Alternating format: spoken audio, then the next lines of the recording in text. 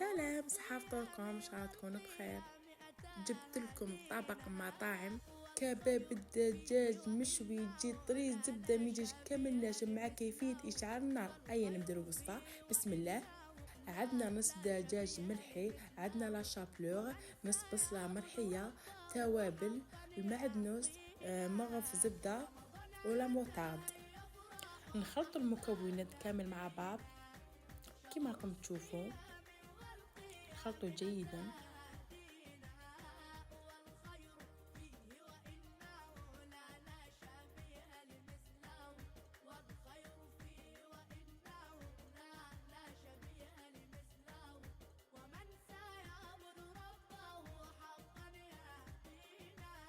التراويح والتهديف الهدى للراكعين وخشوع قلب قد أتى للساجدين. موائد خير هيئات للعابدين تجهزت موائد خير. نعجنو هكذا مليح حتى يدخل التوابل مع الدجاج. أفراح تأتي وانجلى قلب الحاسين.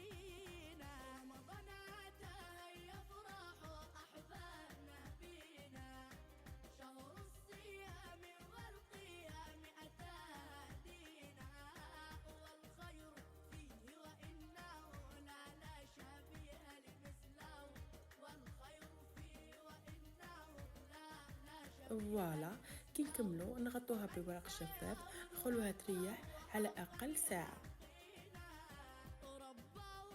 نجيبو حبيبه بطاطا نقشروهم هكا، انا قطعتهم بالطول. ونجيبو كاسرونه فيها ماء سخون، نحطو فيها الملح والكركم،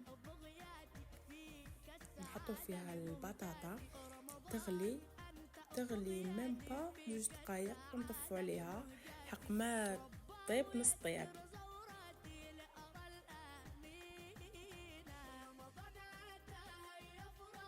فوالا خليتها فوق النار 2 دقايق وطفيت عليها، صفيتها ودرت لها 2 مغارف مايزينا حطيت لها القرمشه بزاف، طط لها بنه بزاف بنينه.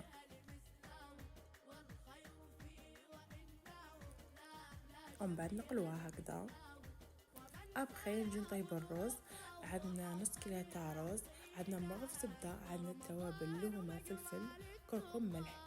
نجي نسخنوا الزبده نقلو فيها الرز نخلوه يتحمص مليح، ومن بعد نديروا له التوابل كما راكم تشوفوا، ونزيدوا له مغرف لا موطارد اللي حطيت له بنه بزاف بنين ولي بزاف بنين. فوالا كما راكم تشوفوا.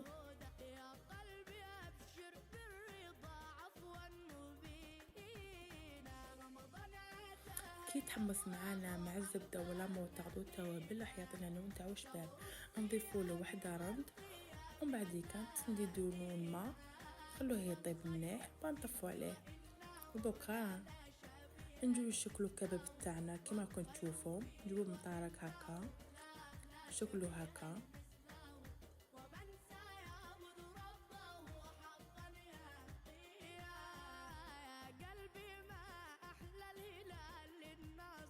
كما راكم تشوفوا كملت كامل شكلتهم. نجيبو مقله سخونه نضيفوا لها زبده نخليهم يتحمروا، ومن بعد ندهنهم بالزبده باش يعطينا الشكل شباب تحمار، يعطيك التحميره الشابه. كما راكم تشوفوا طاب كلش معانا. ديكوريتها على حسابي انا، ان شاء الله يعجبكم الشكل وجا بزاف بنين، ان شاء الله تعجبكم الوصفه.